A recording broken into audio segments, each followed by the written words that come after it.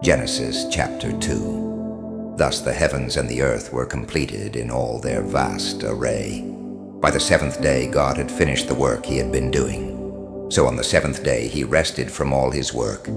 Then God blessed the seventh day and made it holy, because on it he rested from all the work of creating that he had done.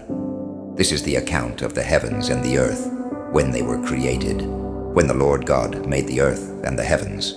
Now no shrub had yet appeared on the earth, and no plant had yet sprung up.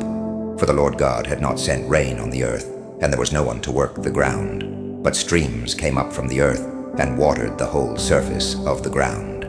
Then the Lord God formed a man from the dust of the ground, and breathed into his nostrils the breath of life, and the man became a living being. Now the Lord God had planted a garden in the east, in Eden, and there he put the man he had formed.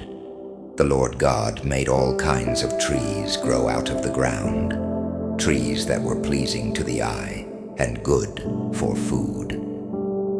In the middle of the garden were the tree of life and the tree of the knowledge of good and evil. A river watering the garden flowed from Eden. From there it was separated into 4 headwaters. The name of the first is the Pishon. It winds through the entire land of Havilah, where there is gold. The gold of that land is good.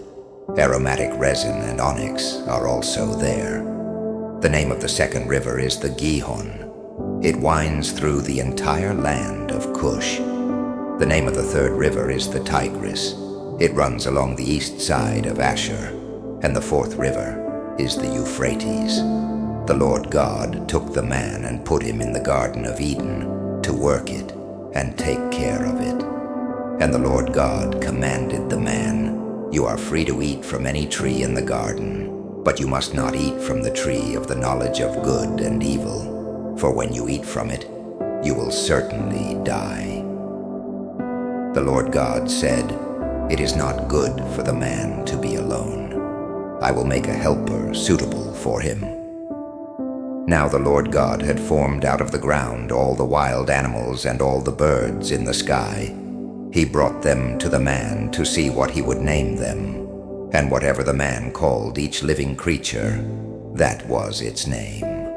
So the man gave names to all the livestock, the birds in the sky, and all the wild animals. But for Adam no suitable helper was found. So the Lord God caused the man to fall into a deep sleep. And while he was sleeping, he took one of the man's ribs, and then closed up the place with flesh.